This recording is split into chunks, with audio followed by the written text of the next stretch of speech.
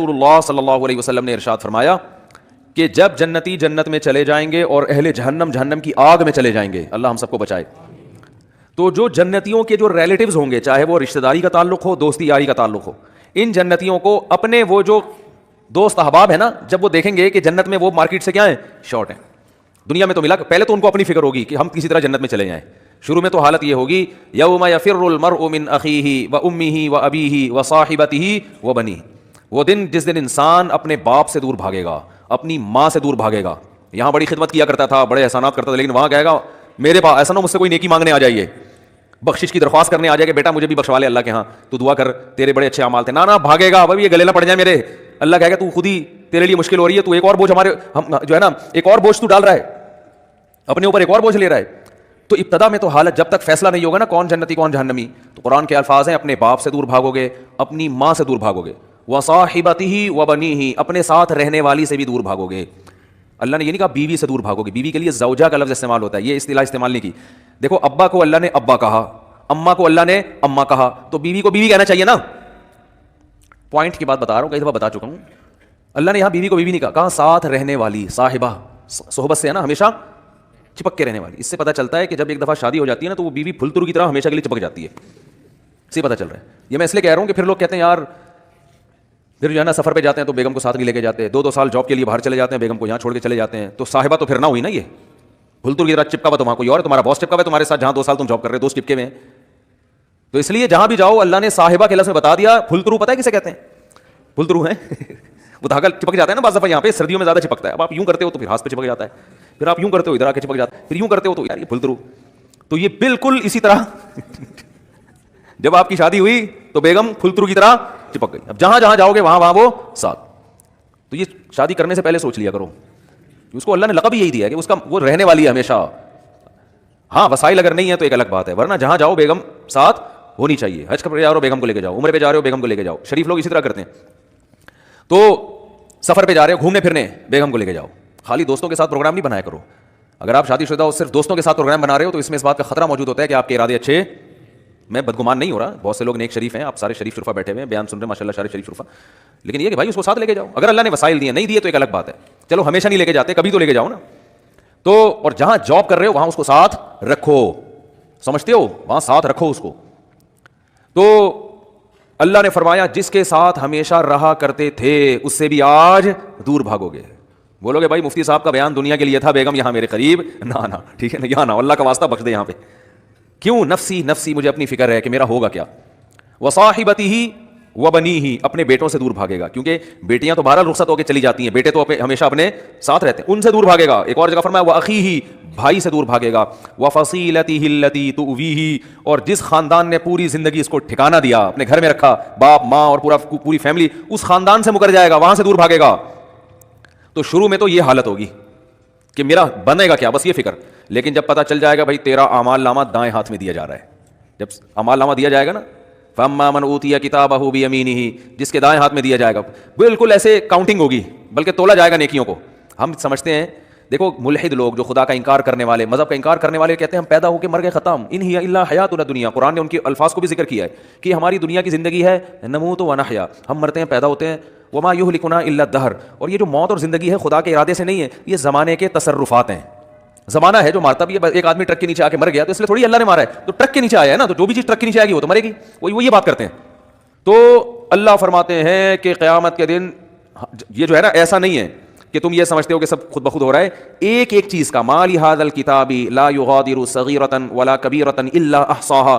قرآن کہتا ہے جب تم اپنا اعمال نامہ دیکھو گے نا تو یہ نہیں کہو گے کہ یہ اس نے میری زندگی کا، اس نے جو ہے نا صحیح رزلٹ اناؤنس کیا ہے. بالکل صحیح.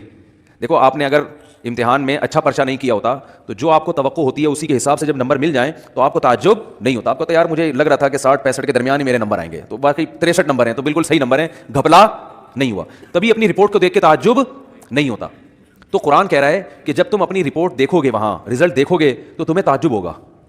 تعجب اس کا نہیں ہوگا کہ اس میں دھاندلی ہوئی ہے، نہ نہ نہ، تعجب اس پہ ہوگا کہ ہم تو یہ سمجھ رہے تھے کہ موٹی موٹی چیزیں ہماری نوٹ کی جا رہی ہیں، ایسا اعمال نامہ جس میں ایک ایک چیز, لا یغادر صغیرۃ ولا کبیرۃ, میری زندگی کا کوئی ایک گوشہ جو میں نے چھپ کے معمولی سی نیکی کی ہو یا چھپ کے معمولی سا گناہ کیا ہو, اس کتاب میں وہ بھی مس نہیں ہوا ہے. یہ کیسا اللہ نے انتظام کیا ہوا تھا کہ ایک ایک حرف, ایک ایک چیز نوٹ کی جا رہی تھی. مالی ھذا الکتاب, ایسا رزلٹ تو ہم نے آج تک کسی کا نہیں دیکھا.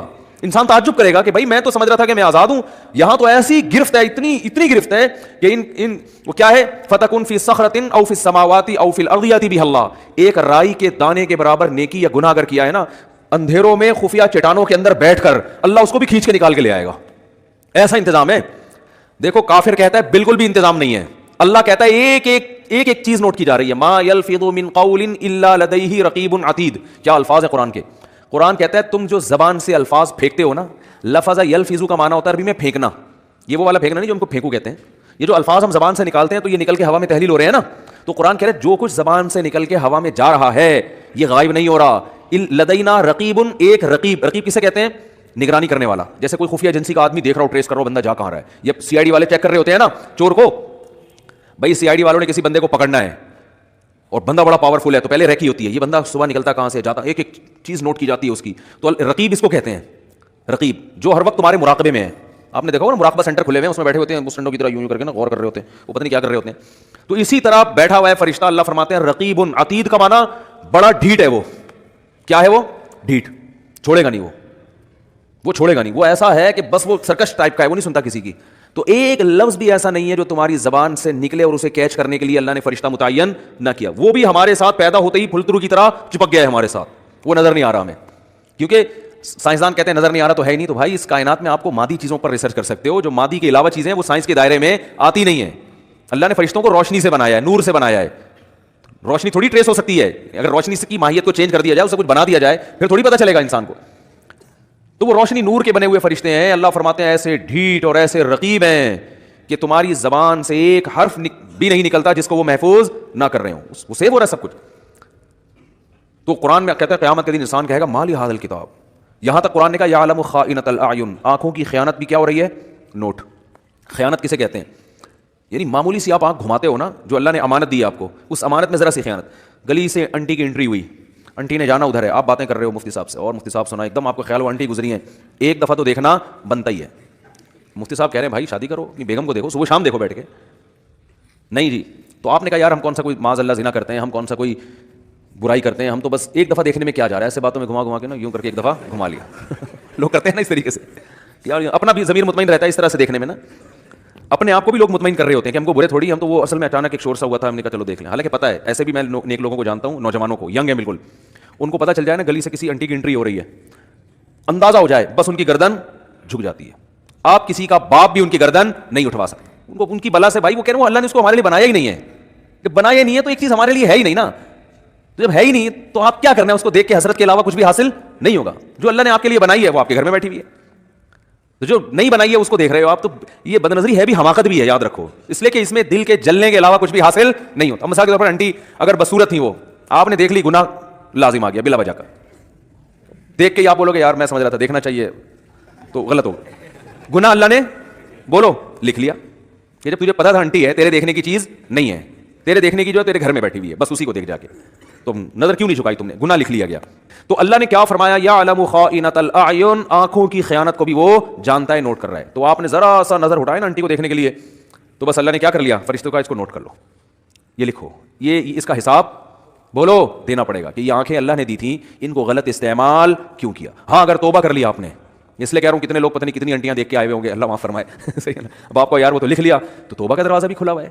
جیسے برائی لکھی جاتی ہے نیکی بھی لکھی جاتی ہے. آپ نے بیٹھے بیٹھے ارادہ کر لیا, یہیں بیٹھے بیٹھے اللہ اب ہو گیا, آئندہ نہیں کروں گا, جتنا پچھلا ہوا معاف کر دے, یہیں بیٹھے ہوئے آپ کے دل کے ان خیالات کو نوٹ کیا جا رہا ہے. تو میں وہ حدیث کمپلیٹ کر کے بس بیان ختم کرتا ہوں. تو رسول اللہ صلی اللہ علیہ وسلم نے ارشاد فرمایا کہ جب قیامت کے دن جنتی جنت میں اور اہل جہنم جہنم میں چلے جائیں گے, اس سے پہلے تو نفسا نفسی کا عالم ہوگا نا, بس میں کسی طرح چلا جاؤں. جب چلے گئے نا جنت میں تو اب سکون مل گیا, دائیں ہاتھ میں اعمال نامہ سرٹیفکیٹ آ گیا, تو فوراً اپنے رشتہ داروں کی طرف بھاگے گا جن کو تھوڑی دیر پہلے کہہ رہا تھا میرے قریب مت آؤ.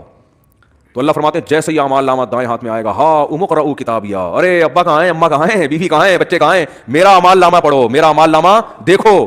دکھائے گا سب کو لا لا کے, انی ظننت انی ملاق حسابیا, مجھے یقین تھا کہ ایک دن میرا اعمال نامہ مجھے ملنے والا ہے, اسی یقین کی بیس پر تو میں عمل کرتا تھا, آج دیکھو اللہ نے میرا اعمال مجھے دکھا دیے.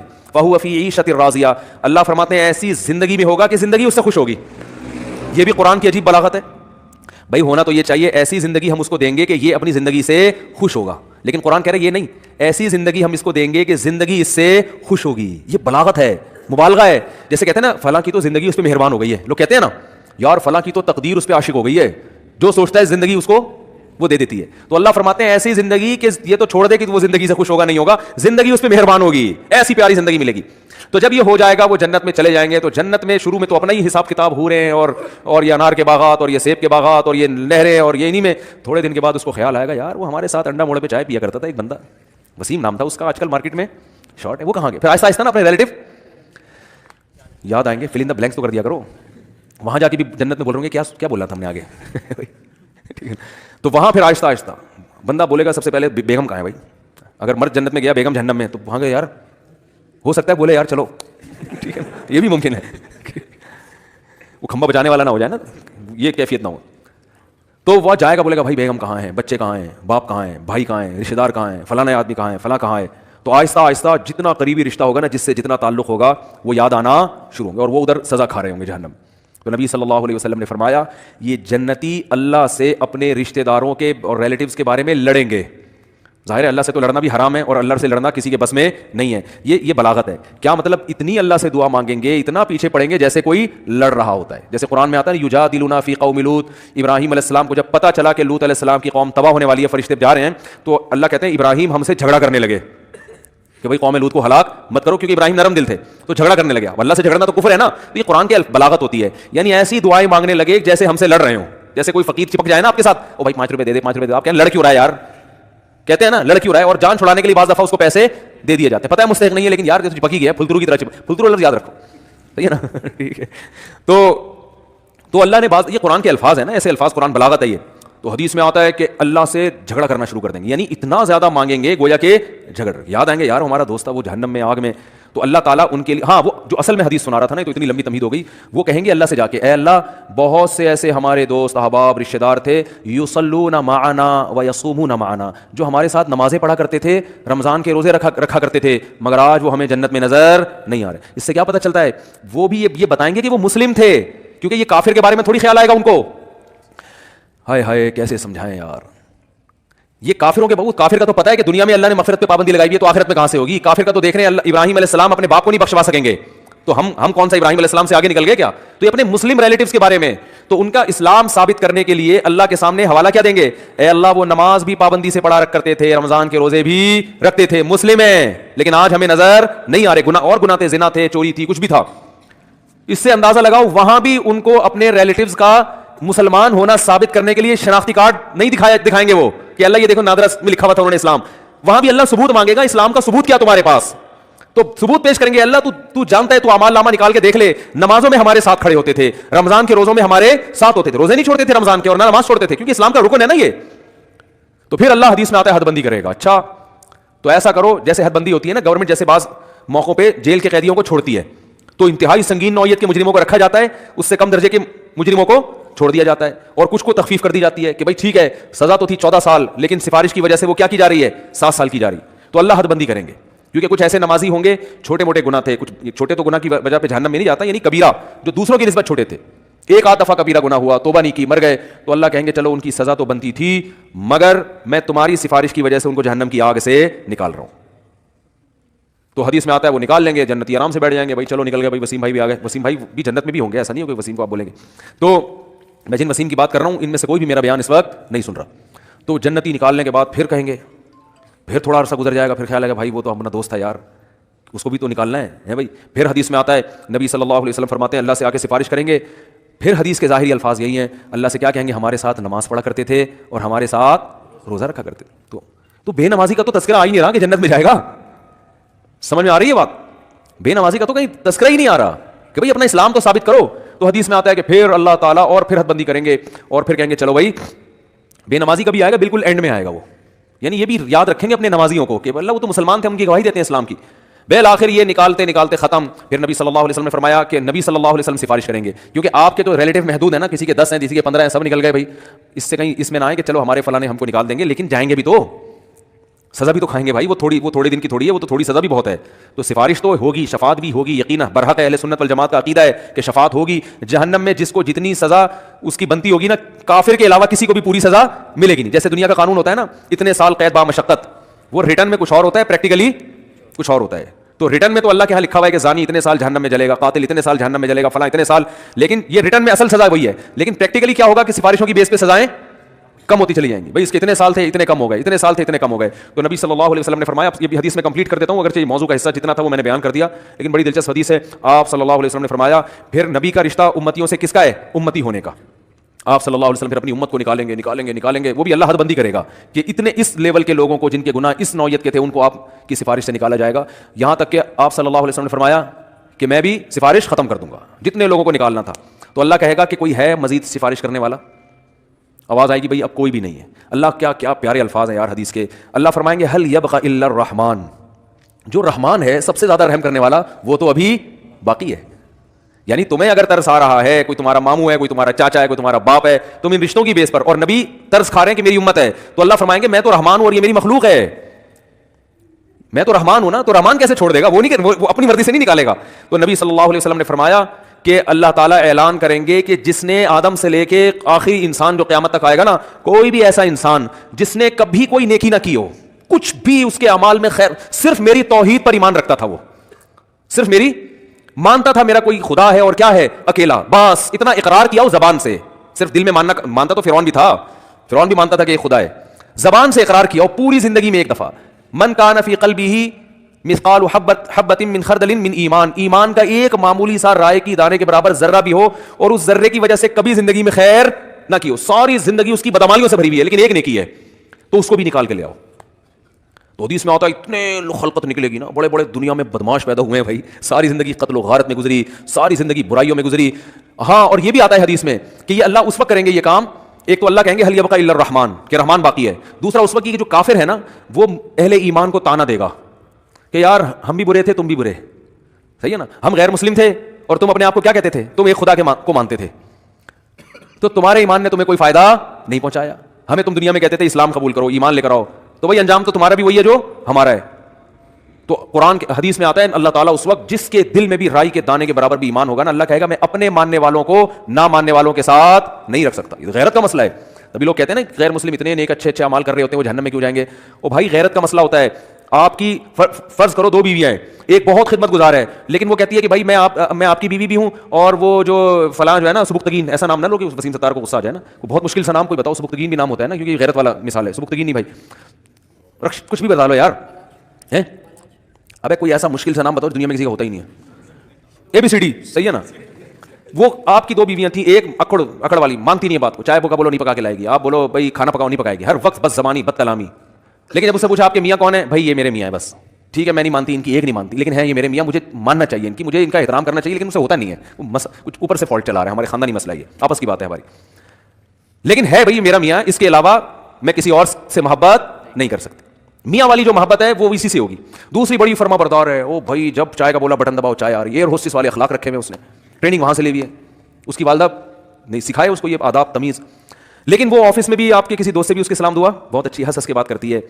آپ جب کہتے ہیں بیگم مجھے بڑی غیرت آتی ہے, تو کہتے ہیں کیا ہو گیا, براڈ مائنڈڈ بنو, اگر تم سے میں محبت کر سکتی ہوں تو میرا پرانا بوائے فرینڈ ہے وہ, مجھے اس سے بھی وہی عشق ہے جو تم سے, بلکہ اس سے تھوڑا زیادہ ہے, اتفاق سے شادی تم سے ہو گئی میری, چاہتی تو میں تھی وہاں ہو لیکن اب ہو گئی ہے, مجبوری میں گزارا کر رہی ہوں, نادرا میں سرٹیفکیٹ بن گیا, پھر دوبارہ سے 4-5 ہزار روپے کا خرچہ آئے گا, وہیں رہنے تو کاغذ میں رہنے تو, لیکن ویسے مجھے محبت اس سے ہے, رکھو گے غیرت اگر ہوگی تو. بولے کہ بھائی وہ جو ہے نا جو ایک ذرا بھی خدمت نہیں کرتی, کم از کم مجھے اطمینان ہے کہ صرف کس کو مانتی ہے, شوہر مجھے مانتی, اور تو اتنی وفادار ہے نا, تو وفادار تو میں گھر میں کوئی ماسی لا کے رکھ لوں گا, بٹن دباؤ اس سے زیادہ کام کرے گی. ماسیاں زیادہ کام کر لیتی ہیں نا. کیا ہو گیا بھائی, ماسی کو تو پوچھا لگانے کا بولو پوچھا لگائے گی, بیگم کو بولو پوچھا لگانے, تو کہے گی میں کیا پوچھا لگانے کے لیے آئی ہوئی یہاں پہ, اس لیے مجھ سے شادی کی تھی پوچھا لگانے کے لیے, وہ تانا دے گی, آ کر ماسی تھوڑی تانا دے گی. تو بیوی کی ڈیفینیشن میں سب سے پہلے یہ کہ وہ آپ کے علاوہ کسی اور کو شوہر نہ مانتی ہو, باقی محبت کرے کسی سے, ابا سے باپ والی, بھائیوں سے بھائی والی, لیکن جو شوہر سے جس طرح کی محبت کی جاتی ہے, عشق کیا جاتا ہے, وہ صرف میاں ہی ہے. تو جیسے میرے بھائی مرد اس معاملے میں شرکت برداشت نہیں کرتا اگر غیرت ہوگی, تو اللہ بھی کہتا ہے بھائی تم کتنے بڑے سائنسدان ہو, تم کتنے بڑے فنٹر ہو, تم نے ساری انسانیت کی خدمت کر کے ان کے پیٹ بھرے, اگر میرے ساتھ کسی اور کو بھی خدا مانتے ہو تو ان نیکیوں کا بدلہ پھر اسی سے جا کے لو. میں تو آج جو میرے اپنے تھے ان کو اپنے غیروں سے ممتاز اور جدا کروں گا، چاہے غیر کتنے بظاہر اچھے ہوں اور میرے اپنے کتنے نالائق کیوں نہ ہوں. اس لیے ایمان اور توحید سے بڑی کوئی نعمت نہیں ہے. مسلمان کتنا ہی گناہگار ہو، اس کائنات کو جو چلانے والا، بنانے والا، جنت جہنم پیدا کرنے والا، اس کو مانتا ہے کہ اللہ ہوں میں تیرا، بے شک نالائق ہوں، بے شک نافرمان ہوں. تبھی یاد رکھو اپنے ایمان پہ سمجھوتا نہ کرو. جو لوگ یورپ جاتے ہیں، امریکہ جاتے ہیں، میں ان سے خاص طور پہ کہتا ہوں یار تم اگر یاشی میں لگ بھی رہے ہو، خدا کے بندو اپنے آپ کو مسلم تو کہا کرو، کم از کم برائی کو برائی تو سمجھو. اللہ توبہ کی توفیق دے دے، میں غلط کر رہا ہوں، یہ اعتراف تو کرو اللہ کے سامنے. جیسے ایک نالائق باپ، نالائق اولاد اپنے باپ کے سامنے اعتراف تو کرتی ہے یار ہم ابا کے حقوق ادا نہیں کر سکے. کتنے لوگ ہیں والدین جب دنیا سے جاتے ہیں اولاد رو رہی ہوتی ہے یار ابا کی ہم خدمت نہیں کر سکے، یار کوئی تلافی ہو سکتی ہے. تو نالائق اولاد تھی نا، لیکن ابا کو ابا تو مانا نا اس نے. تو یاد رکھو جو اللہ کو اللہ ہی نہیں مانتا، یہ اللہ کے ساتھ شریک کرتا ہے، اس کے سارے اعمال قرآن کہتے ہیں راک کے ڈھیر ہیں. جیسے پھونک لگاؤ سارے اعمال اڑ گئے، پورا پہاڑ اڑ جائے گا نا، پھونک دیکھنے میں بہت ہے. اللہ فرماتے ہیں ایسا ہی ہوگا. تو نبی صلی اللہ علیہ وسلم نے فرمایا سب سے جو رائی کے دانے کے برابر بھی توحید کا قائل تھا نا، اس کو بھی اللہ نکال لے گا. تو اس لیے جہنم میں صرف وہی رہے گا جو مشرک ہے، جو کفر پہ مرا، جو قرآن کا، اللہ کے رسولوں کا انکار کرتا ہے. اس کے علاوہ جو بھی ایمان کی حالت میں جائے گا بالآخر ایک نہ ایک دن وہ نکلے گا.